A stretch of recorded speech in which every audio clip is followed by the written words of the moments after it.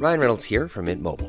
With the price of just about everything going up during inflation, we thought we'd bring our prices down.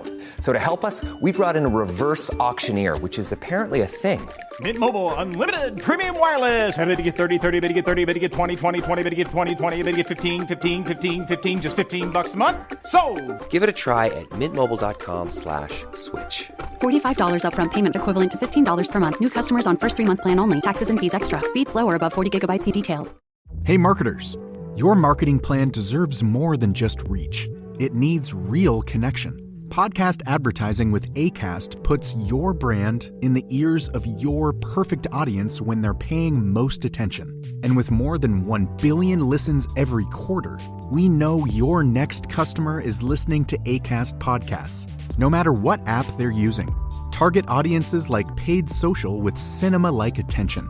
Whether it's by demographics, interests, or your own first-party data, connect with the right people with Acast. Visit go.acast.com/ads to get started today.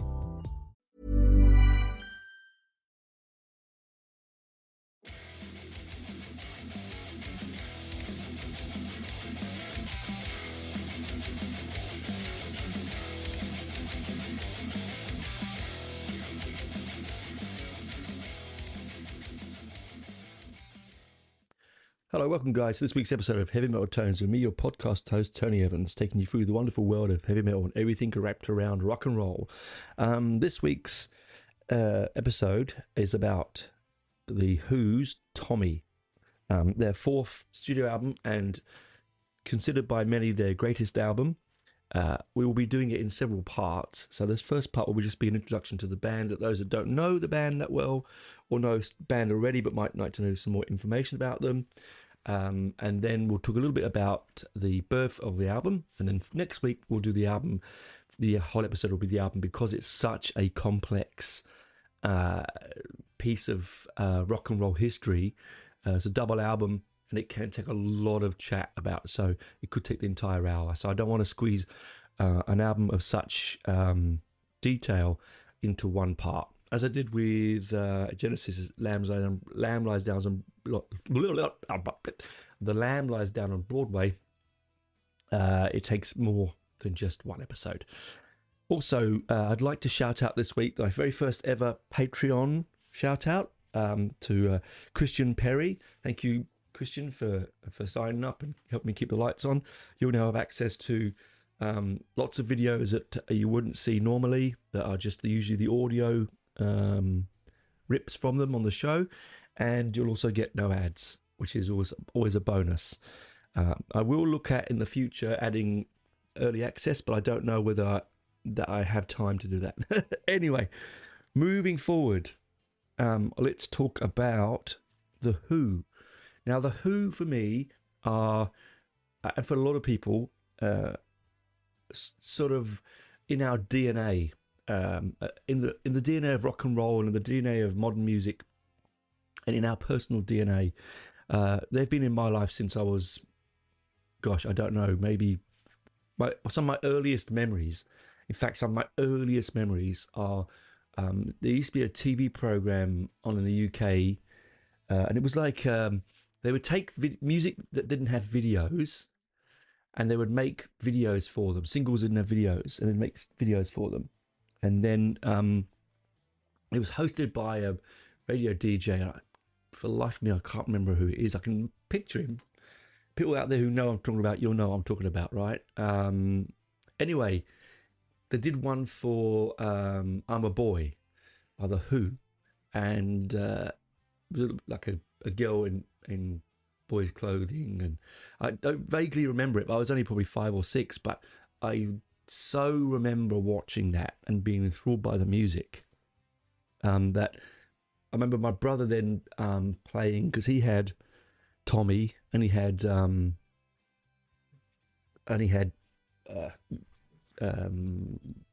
second, Who's Better, Who's Best, you know. Sorry there, I got distracted. My lovely cat Phoebes, who's much better these days, decided to jump into she has this thing about jumping into my parlour palm that's in my room and eating the plant. which of course it's not good for the plant. So I had to get her down. That's a good sign because she hasn't been doing it for a long time, so it means that she's getting better. Anyway, so it was in my DNA, The Who, right? My brother played. He had in fact, he had all the Who albums, really. I remember going to a record shop in Edgware. It was called Loppy Lugs on Edgware Broadway in North London, and him picking up a copy of Tommy, which I have a copy of it now. It's the London Philharmonic Orchestra playing it, and it's got like Ringo Starr and all sorts of different people on it singing. It's really amazing copy of the album, and so it's always been there. And I remember playing the kids in the car when the kids were young. When we used to have cassette tapes, this is like in cars had cassette players. We'd play the best of the Who, and the amount of times that the kids were like, "Put on Squeeze Box, put on Squeeze Box," you know. Of course, completely inappropriate lyrics when you think about it, but harmless, you know. And so you know, they got an early education into good rock and roll, and that's what the Who is. The Who, yes, I know it's not a heavy metal, but they sort of predate that. You know, they make bands. They're in the DNA of bands like Black Sabbath and Deep Purple and things like that. They really are, right? Because they were around the same sort of time as Purple, I think, but completely different sound. But you know, they went from being a mod band, a pop band, then to a rock band. They're a band that I don't think the kind of band like that exists anymore. Hasn't existed for some time, to be really brutally honest. I mean, yes, there are ones like Maiden, Sabbath, Priest, and things like that. They're still around, but the actual bands like the Who aren't coming around new, I don't think, because all of them, every member of that band was and are the best that there is, and that's a really difficult thing. I mean, Rush was probably a band I would say similar that only finished playing recently, but the Who, you know, they straddled cultures, they straddled genres. Very few people don't like the Who. The only Who track that I actually cannot listen to is Magic Bus. I don't know why. It was my brother Michael's favourite Who song. That could be one of the reasons. But I just didn't like it. I never liked it.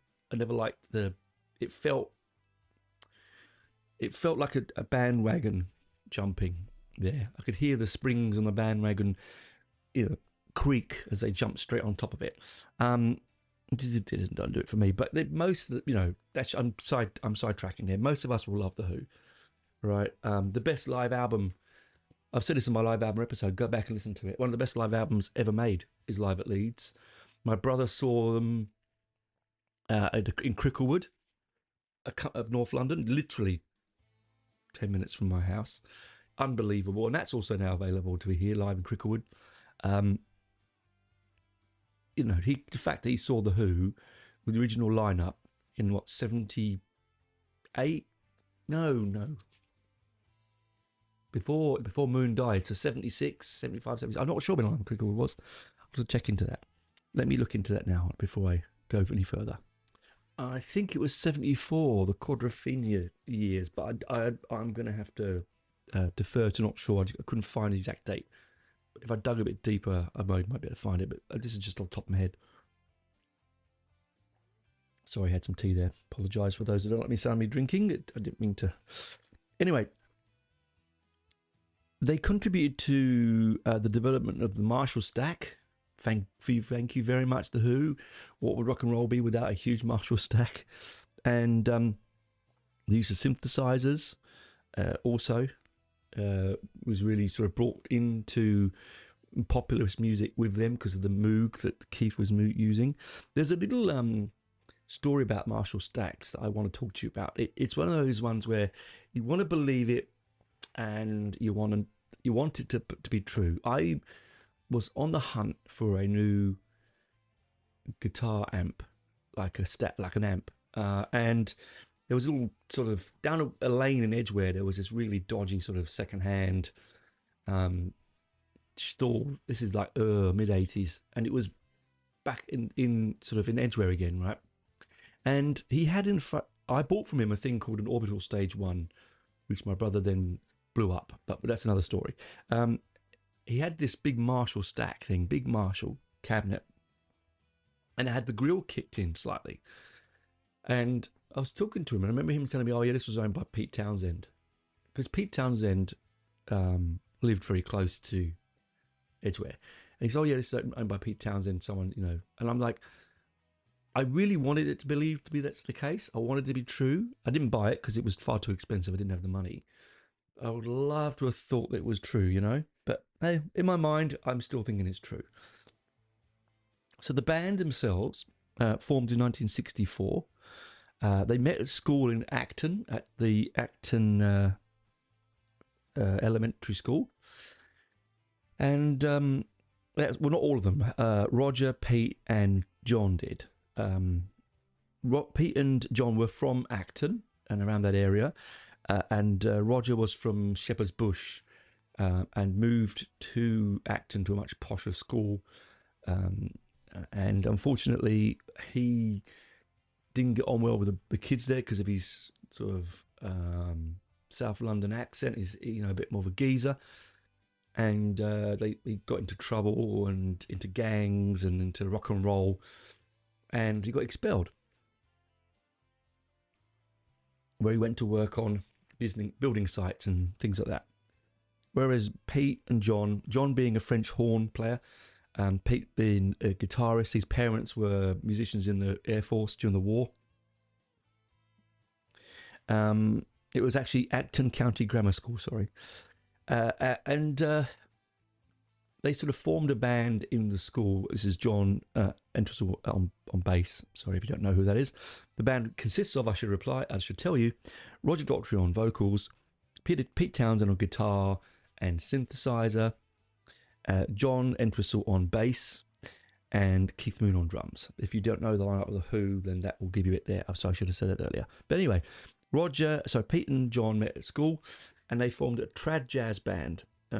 John, being a French horn player, in his biography says that the reason he could play the bass that he did is that the finger technique that he used on French horn really transcended to the bass. And when they wanted to make a rock and roll band, but John couldn't play the guitar because his fingers were too big. So he made himself a bass at home. Like, he didn't have the money for one, so he made himself one, which is just, you know, I think that's just brilliant. And John did change the way that bass is played. For a long time, up until John Entwistle, bass was played holding it. If you watched any early rock and roll, they'd often hold the bass upright, almost like an upright bass. But John played it, as we all know now, right? Fingers in a luck guitar shape, in a standard manner. And he also played it like a lead guitar. So how it worked is that Pete went on to rhythm, and John filled the lead parts with his bass, which is something that I did for years. When I first learned to play the bass, I had no one to play with. I had no band to play with. It was before the days of backing tracks and, you know, computers and all that shit. So I basically just plugged and a lot of the time I didn't even plug it in because I didn't have an amp for many years. I just sat there and played it like a lead. I learned all the lead parts, according on it, and it did, and that's why I felt a kinship with John Entwistle, and that's why he's my hero. He's my real, genuine, deep down bass playing hero. He's solo on 9 to 5 on 501, or is it one of the ones anyway? His solo on that is just, you know, everyone knows the solo in my generation, but later solo stuff that he did when he had the vulture bass, his signature vulture bass, It's just beautiful, and the work he plays on Behind Blue Eyes, and it's just it's stunning what he was doing. And he, quiet man at the back, big towering figure called the Ox. I mean, he wrote one of my favourite bass parts, which is Boris the Spider. It's one of the first bass parts I ever learned to play when I was about 10 or when I was playing 13. I learned to play Boris the Spider because it was a nice, simple ascending, descending bass line, straightforward in the key of E. I think it is. It's not hard, but it's good to learn to play. I loved it. So they were playing in the school, and Pete and as I said, Roger had left school and formed a band called the Detours with a few other people. And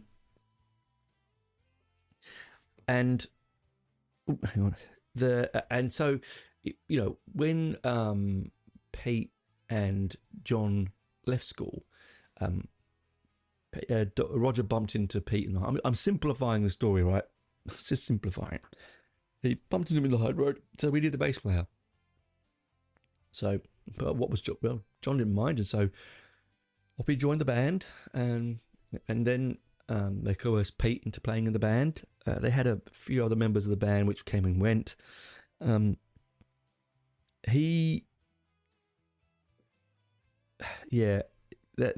because there was a band already called the Detours, they thought they better change their name, right? And one night, Pete and his best friend were having a few drinks and listening to, writing down all sorts of names for the band, and they come up with some very strange ones, right? They came up with, let's have a look here. They called themselves the No One. They were trying to think of a funny name of what you would call a band when you introduce them. So imagine, ladies and gentlemen, the No Ones, or the Group. Peter liked the Hair. I'm not sure why, because it was the 60s. But Richard, his mate, thought like the Who. And the next morning, because it had a poppy punch, Roger Daltrey, who was by all accounts the prime mover and shaker, really financially and gigs in the band. He was a face behind the band's success outside of the music. They picked the Who. Now, Roger was a little bit older. He was a year above the two other boys in the band, and so they sort of they had rather sporadic attempts at trying to sign. They tried to sign with one label, and their then manager told Pete the drummer had to go. The drummer they had, so Pete, who was very close to this drummer, by the way, told him, get better or get out of the band. So the drummer decided, no, that was Doug Sandon, I think. They went, no, I'm gone. And he left. He was much older. By the way, he was also more musically astute. He was married, he had kids. And he said, no, I'm going. He left. And he didn't. It took 14 years while him and Pete talked again, which is really sad, but you've got to make these decisions. I mean, Marillion did the same thing by sacking their drummer, and having to get Fish, the lead singer, to go and do it, who was also one of his best mates, Mick Pointer, which is a real shame. They also then, they liked the way that the sound, Mick Gear from Johnny Kidd and the Pirates, a band I'd never heard of, combined lead and rhythm in one guitar. So that inspired Pete to not just play lead and then John have the sort of rhythm and John play the lead on the bass. Pete would mix his lead and rhythm lines as we now know it and love it, right? And it was a big change for them. So they then signed with hang on, let me say, second, I've written a note here. Well, they were courted by Fontana Records, but because of the issues with the drummer and things like that, it didn't quite work out for them. So they then found another label. And I mean, one of many. They started off with Brunswick. They were on Reaction, Track, Polydor, Decca, Virgin, MCA, Warner Bros, Universal, Republic, Geffen, and Atco. They've been on quite a few of them. Atco, sorry. But so this said they've signed their label. They've signed, but they need to tour, and they're touring, and they need a new drummer. So when they were playing at one particular gig, there was a band before them with this manic, crazy drummer whose name was Keith Moon. They liked him so much, they asked him to join the band. Keith knew the band he was in, which was the Beachcombers, was not going to go anywhere. So he went, right, I'll join The Who. It was not a great move. Band were very upset by that. They tried to... And the band that the Who had sacked tried to audition for the Beachcombers, but they didn't like him. It wasn't good enough. And I don't blame him compared to someone like Keith Moon, who'd only been learning to play the drums 4 years previous to that. He was from Wembley, so where the football stadium is, down the road from me. Acton and Wembley are very close where I was raised. It's in North London.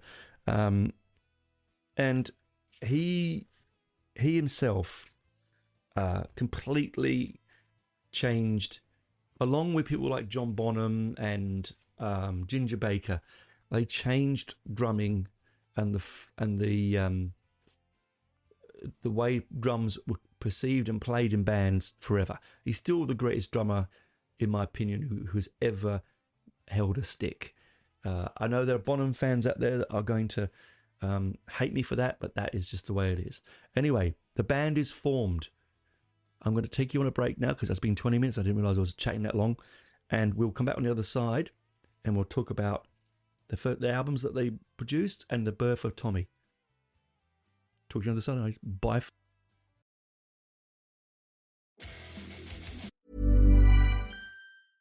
Ryan Reynolds here for, I guess, my 100th Mint commercial.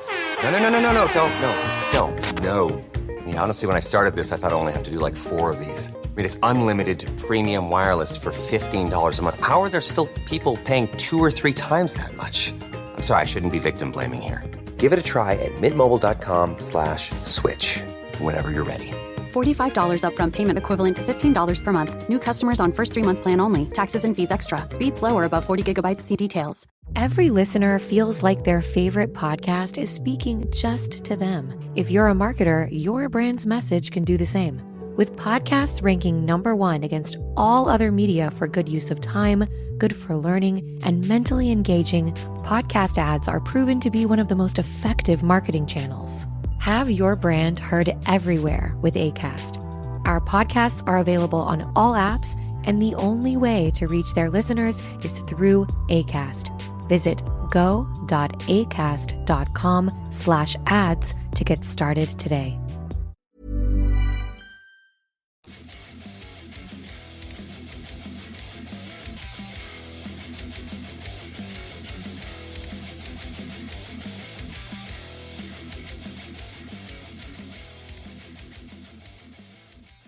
Welcome back, guys. Sorry about the extra long first part. I love this band so much, and I've done so much detailed, in-depth looking into them that I tried to make it. The book had I've got my notes is like 10 pages, just for the history. But I thought I had to try and compact it a bit. So if I've missed bits, I apologise. Again, it's just a potted history of the band anyway. So now the band is formed. The band we know, the band we love, with Pete Townshend, John Entwistle, Roger Daltrey, and Keith Moon. And they produced a fair few albums of note, because starting with 1965's My Generation, 1966, A Quiet One, 1967, The Who Sell Out. That's the one my brother bought, I think, not Tommy. That's the one with the big roller, him lying in a bath of beans. Roger Daltrey, that's it. Anyway, is it Roger or was it Pete? I think it's Roger. Now, that says something straight away, doesn't it? 3 albums in 3 years. Bands don't do that anymore. It used to be an album a year or even 2 albums a year sometimes. Then we've got 1969's Tommy, which is the we're going to talk about. Then 71's Who's Next, 73's Quadrophenia. Then The Who by Numbers, which was the first album I ever bought for myself. Obviously, I didn't buy in 78 because I would have been 6, sorry. I bought that one on a reissue in about 81, I think. 82. I was 8 at the age. Who Are You? 1978. It was the last album with Keith Moon, who sadly died on the 7th of September. 1978 at the age of 32. We'll talk about that another time. Then they sort of went a bit funny after that. I think the loss of Keith was a real big hitter for them, because they released Face Dances in 81. I don't think I've really listened to the album. It was released on Record Store Day, a reissue of it. I think my mate John picked a copy of it up. I've never really listened to it, I have to tell you. And if I have to be brutally frank, I haven't listened to any of them after Who Are You? High Hard, Endless Wire, and Who. So 82, 2006, 2019. Sadly, High Hard was the last for John Entwistle, blah, blah, blah. Johnny, because he died on the 27th of June, 2002, age 57. Now, Keith died in a flat that was rented to him, where 4 years previously, the Mama Cass had died choking on a... Was it Mama Cass? Excuse me. See, notes. 1 second, I will find it. Yes, Cass Elliot of the Mamas and Papas had died there only 4 years previously at the age of 32, and it was owned by Harry Nilsson, and he'd said, no, I think it's cursed, and Peter was like, no, don't be silly, you go there, you'll be fine. And yep, he died. He was trying to get off alcohol. He was heavily addicted to alcohol, so the drugs that they gave him to get off alcohol, you meant to take 3 a day or something, or maximum 3 a day, and when they found him, there was like 13 or 14 more in his body, so he just had a massive heart attack and went. And same with John Entwistle. He was about to go on tour, or finish the tour in Las Vegas. He was found in a hotel room with he wasn't found. A stripper, a well-known stripper and groupie of the band from LA, was with him that night doing what you do, and he'd taken a lot of coke, and he had a heart condition anyway, and his heart gave out. At least he went away. I suppose he went on the rock and roll way, eh? Now, this band is very fascinating again, also because something that they're well known for. So we all know The Who. If you know The Who, you'll know them from smashing the guitars and Keith blowing his drum kits up. Now, this was not... Interestingly, this was not a everyone thinks... I thought for years, this was a spontaneous act of rebellion. But it turns out that Pete Townshend went to art college, right? Along with John at Ealing Art College. And they got into this thing called... now, I wrote this down. It's quite... I think I will find it again. Sorry about that. I didn't mean to pause it. It's really hard to find this stuff. So, Pete was really into pop art, really in a big way, and also into an art movement called the auto-destructive art. Now, I'd never heard of this before and I went to art college and art history. I had really no idea about this particular movement.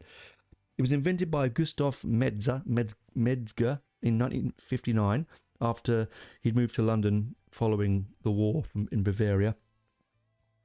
And he wrote a paper called Artificial Machine, Auto-Creative and Auto-Destructive Art in a magazine in 1962 called The Arc.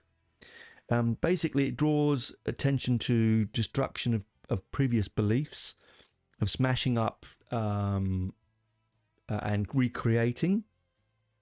Townshend was really into this. That's why he got into smashing the guitars on stage, and Moon started exploding his drum kits, because he really thought about once he'd finished making that music, to start again, smash and start again.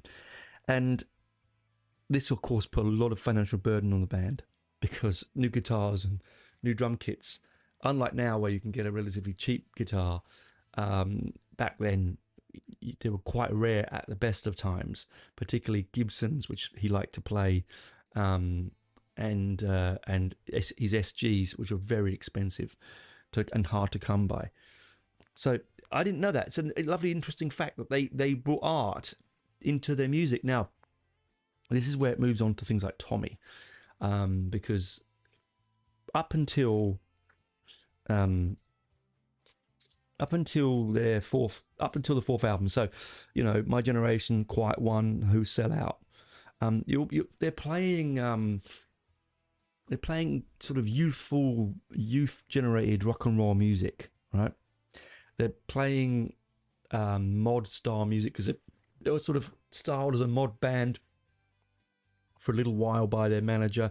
It didn't really work out.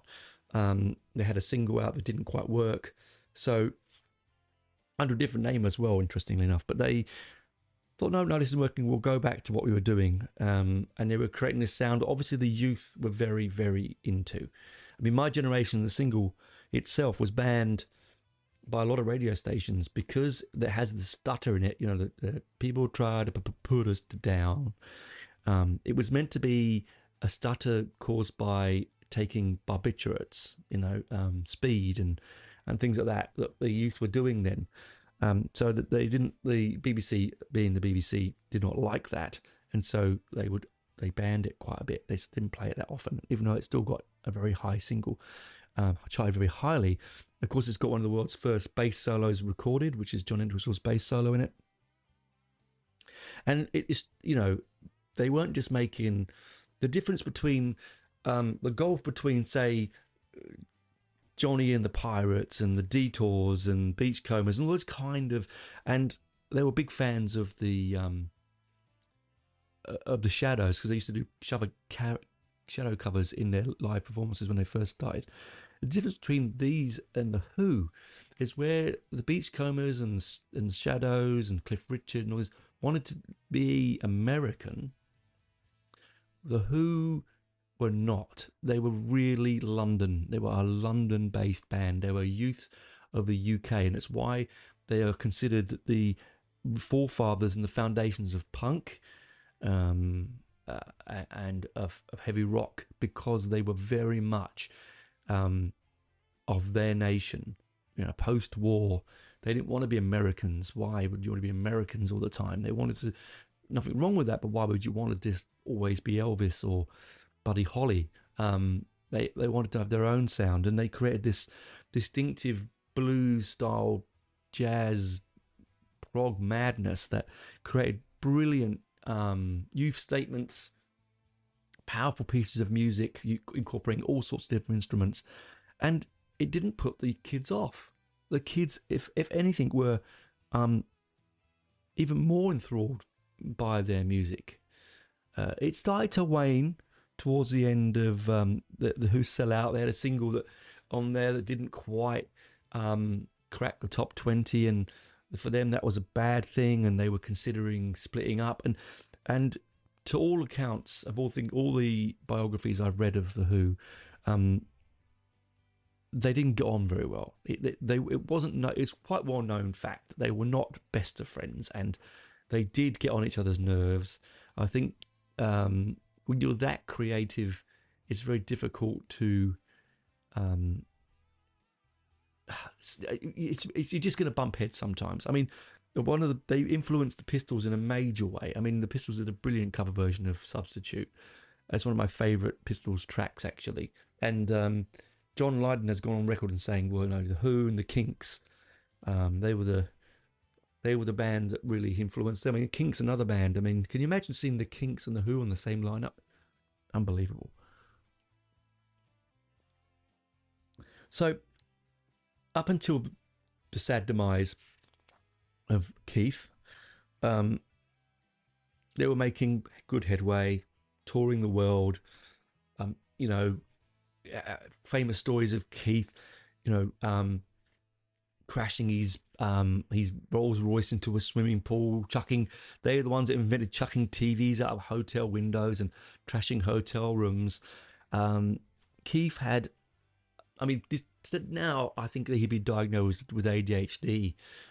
He was a live wire that never stopped. He never stopped, and that comes across in his drumming. If you ever listen to isolation of his work, he has a brilliant style. So he's got the underhand and overhand drum stick technique, and holding in the hand or between the thumb and little finger and thumb, and he's just got this sort of madness. He played notes and drums together which never normally hadn't been played together like that before. He expanded his kit. Before then you were looking at people like in modern pop, not such like Cream, but in modern pop, people like the Beatles and the Shadows and whatever. If they had a drummer, it was usually just two drums, a tom, a snare. Now Keith never used the hi-hat. Never used a hi-hat. He'd rather use tom, double kick and toms, and that's where he's the difference. He's not singing. He's all over the place, making as much noise as possible, as much craziness as possible to go. And that alone is wonderful. But you mix that with John Entwistle's beautifully non-linear, non-bass like bass parts, like lead parts, not just on the root note, all over the place.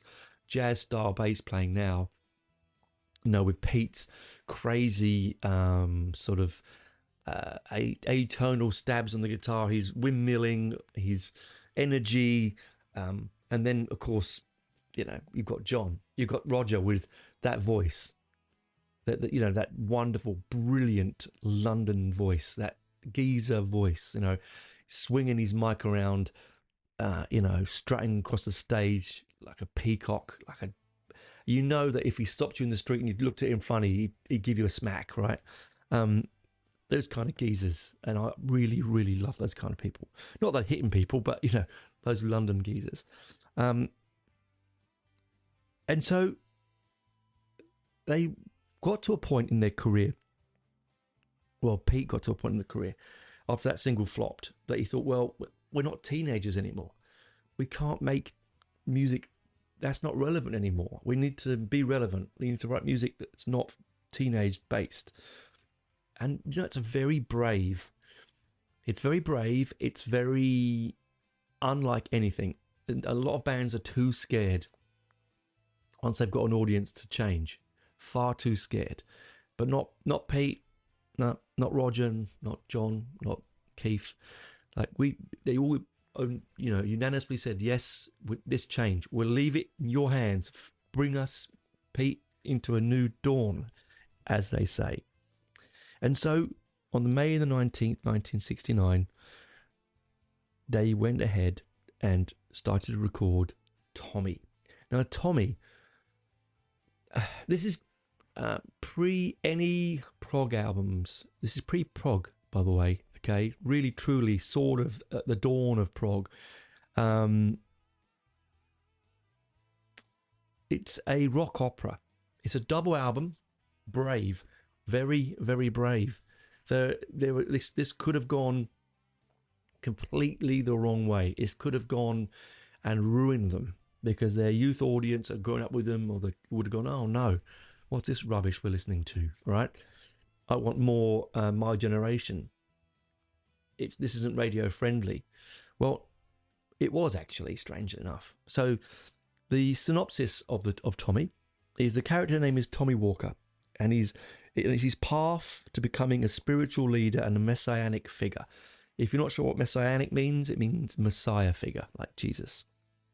It was influenced Pete was influenced to write this album after reading the words of and meeting the Meher Baba, trying to translate Baba's teaching into music. Now, Meher Baba was this Indian spiritist master who was born in 1894 and died in 1969. And he preached love, passion, and togetherness, and so Pete wanted that. I mean, you got to remember, this is the year of the hippie, right? It's coming to the end of the hippie generation, but Pete has lived through that hippie point. He's gone and bought Pet Sounds. He's gone and bought Sergeant Pepper. He's been influenced by Cream's Disraeli Gears. All that sort of amazing stuff that was coming out around then. And he wanted to make an album that would have a story from beginning to end. It was linear, but the songs were individual. It could be played individually, but would also join together. And he didn't want it not to be able to be played live. One of his things was, I don't want to be the Beatles with Pepper, and I don't want to be Pet Sounds where it can't be played live. He was insistent that this album could be played live. And it was considered on its release the band's breakthrough album, which is really phenomenally interesting for me, because I would have thought, maybe Who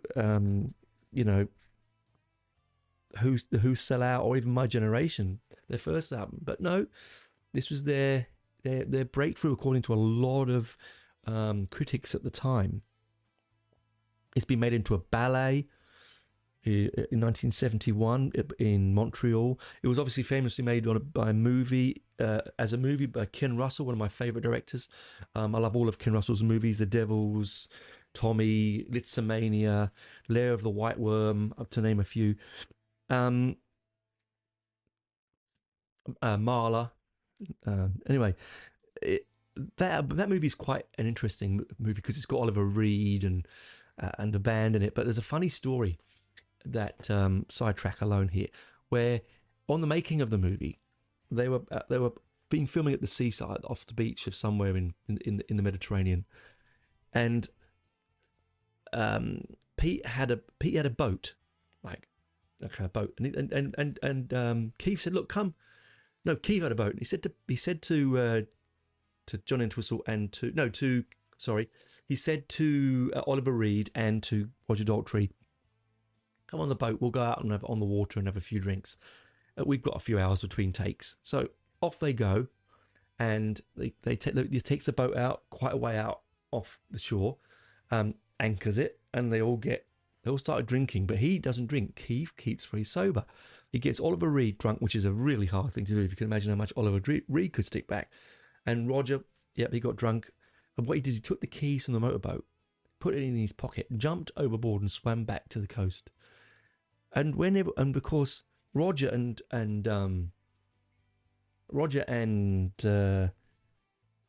couldn't swim. Both of them couldn't swim, right? Oliver and Roger couldn't swim. So they're stuck on this boat. It's getting dark. The director's like, we need Roger in for this scene, and no one's looking around going, I don't know where he is, until Keith owned up, and they went and rescued them. That's the kind of thing that Keith would do, and I think he was just a big lovable rogue, really, a big fun guy. Anyway, sidetrack. So it was made into a movie as well. It was made into, as I said before, but they've made it into orchestral versions of it, which I have. It's a double album with one of the most recognisable artwork, with the blue squares, with the birds and Tommy, and it's the imagery in the movie. Some people say that when it was released, people said it was perverse. People said it was disgusting. People said it was unlistenable. These are the negatives, because the story is about a deaf, dumb, and blind boy who finds himself to spirituality and sees the light and can hear and see and speak again through playing pinball, a la the Pinball Wizard. And this is the era of Mary Whitehouse and of mothers groups and of BBC censorship. And so if something was distasteful to someone, the blue rinse set, then it was often those would shout louder, like when the Pistols were out. Famously, church groups and Whitehouse, they shout louder than the band, and then they get heard and things get banned because you don't want to rock the boat, right? Which is really, really sad. Okay. On the making of the album, interesting side note, Premier, which was the drum kit that Keith was the brand that British brand that Keith liked, they would not give him any more drums as loaning because they came back wrecked. So he had to buy some, or he'd have to or choose a different brand. So he used his Roadies drum kit, his double bass drum kit. Interesting one, that one. I think because I can just see them. We'd like an 8-piece pearl, please. No, sorry, Premier. No, sorry, Keith. Not given to you. They come back very badly used, blown up or smashed. Because he was well known for ripping his skins. When they first saw him live, the day that they decided to take him on as a band, he'd bust a bass drum and split 2 skins. So you can tell he had massive amounts of energy. So it's a rock opera. There's lots of instrumental pieces in it. It's very wordy because it's a story-based song. Again, it's an opera. Someone once said to a member of the band, they went to see an opera. I think it was Pete, and his mate was complaining that he didn't understand what the big lady in the corner of the stage was screaming about. And Pete said, "Why don't you read the Lambretta, which is the book you get when you go into the opera first, and then you can just listen to the music. You don't have to wonder what she's saying. You just can enjoy the music." And that's what he took into Tommy. As I said, I first come across Tommy from my brother's collection, and then really from the movie. I think watching it late night on a cult TV channel program in the UK with my brother. I remember being completely entranced by Tina Turner's Acid Queen and Dirty Uncle Ernie. Sorry, all these characters, which we'll talk about next week when we go through the tracks on the album. But it does have dark elements. It is an album where you sometimes have to stop and think what is going on. It does brilliantly play on the messianic rebirth aspects, particularly at the end of the album. But the passages of music alone are so beautifully put together. Now, how it was recorded apparently was that Pete would often come to the studio with music already done, and then the band would spend hours deconstructing it and reconstructing it and spend most of the time talking about it. Now, the working hours for the album, interesting again. You always think that musicians have easy lives, right? They turn up, bit of recording, go home. Not so much The Who and not so much Tommy. So their manager at the time, the producer at the time, Kit Lambert, a famous producer, he basically bought studio time, and the slot was 2 PM to 10 p.m. And then they would then often go through into the early hours anyway and go beyond that. And he did that for, it was 6 weeks. So, it's a long day for, recording music. Yes, you sleep in, you get there, work at 2, but it's not quite the same as, getting up early and going home early. Your whole day is taken up with this creativity. And I think it was brilliant that they set this block time because it gave them a strict guidelines to produce this album, and that's why this album came out the way it did, I think, because Pete's guiding hand behind it, and the band really wanted to knuckle down and create something different. Keith Moon's biography says he was desperate they were all desperate to be not just seen as pop stars, and because they all come from, well, most of them, well, John and Pete come from very strict musical backgrounds. Not so much Roger and Keith, but when you're around people that are that musically gifted, you raise your level. You go up a level, and I think they just wanted to be different. They wanted to be the Beatles again. I think a lot of people did then. They saw what the Beatles have done with Sgt. Pepper's and what Beach Boys have done with Pet Sounds, and they're like, we want that. We want that as part of our legacy. And they wanted to be more artistic. I mean, they were all artistic people. Pete was a great a beautiful sketch artist. So was John. I mean, John drew the cover for the Who by Numbers, which is, I love that cover so much. So we're moving in on the dawn of the end of an era, end of the hippie, moving forward into the 70s, where it was, glitz, glamour, big collars, big hair, brass guitars, glitter, and on one side, and then the other, strikes, low pay, high unemployment.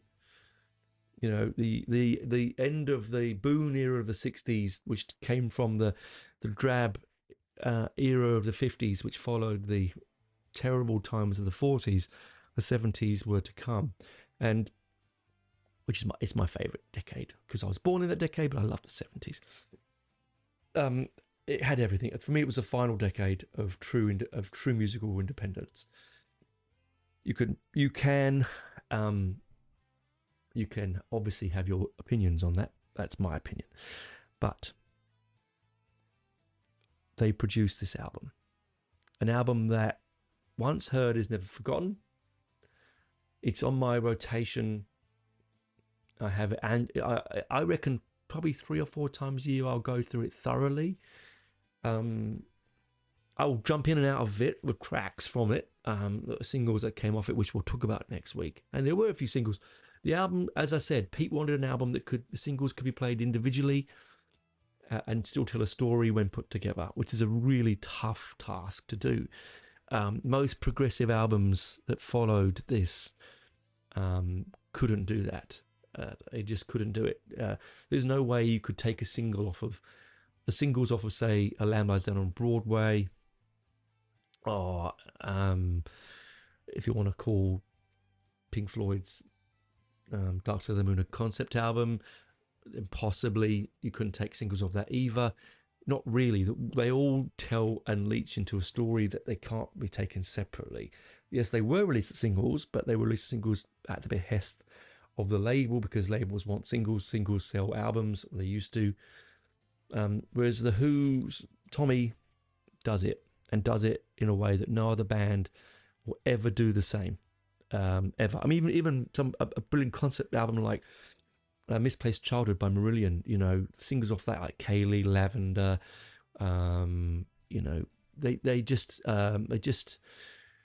they couldn't be. They were singles. You wouldn't. They didn't really do well. They needed to be on the album as part of the story. They were closer. On retrospect, I think the Marillion's Misplaced Childhood did quite well with the 2 singles. They could be played separately. So that's really blown my own concept out of the water just then.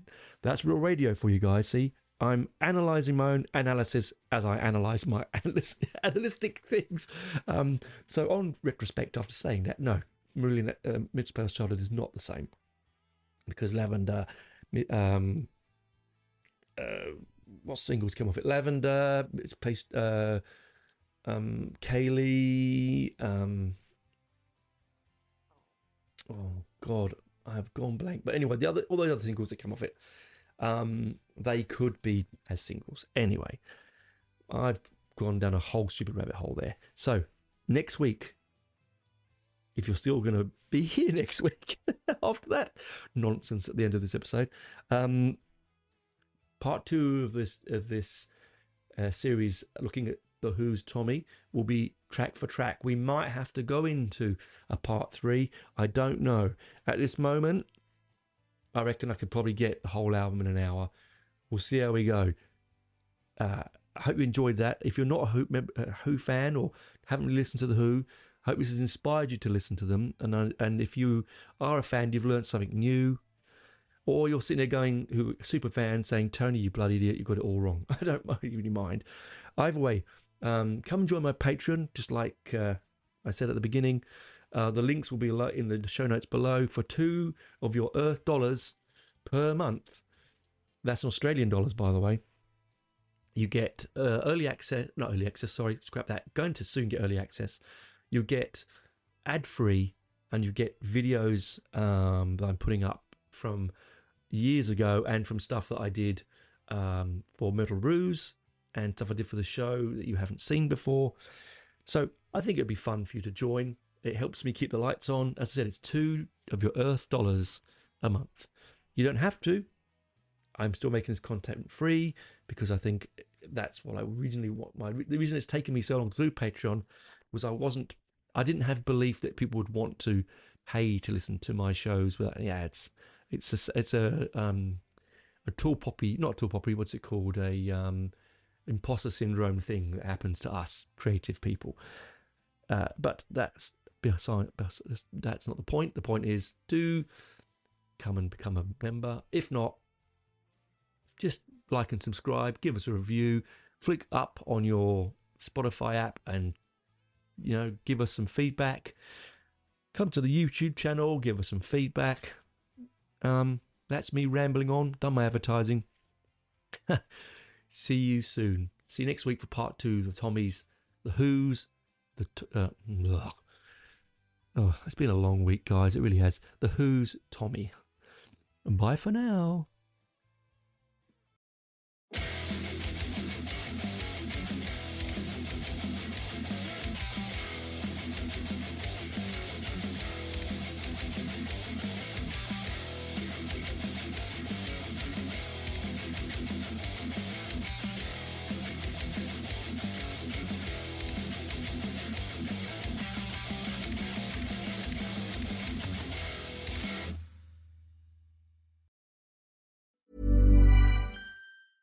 At Leidos, a brilliant mind is smart, but a brilliant team is smarter. A ship that finds enemy subs is smart, but an autonomous fleet, that's smarter. Defending against cyber attacks? Smart. Stopping attacks before they start? Smarter. And using AI tools is smart, but integrating trusted mission AI into your technology is smarter. We're not just making technology solutions in national security and health. We're making smart smarter. Leidos.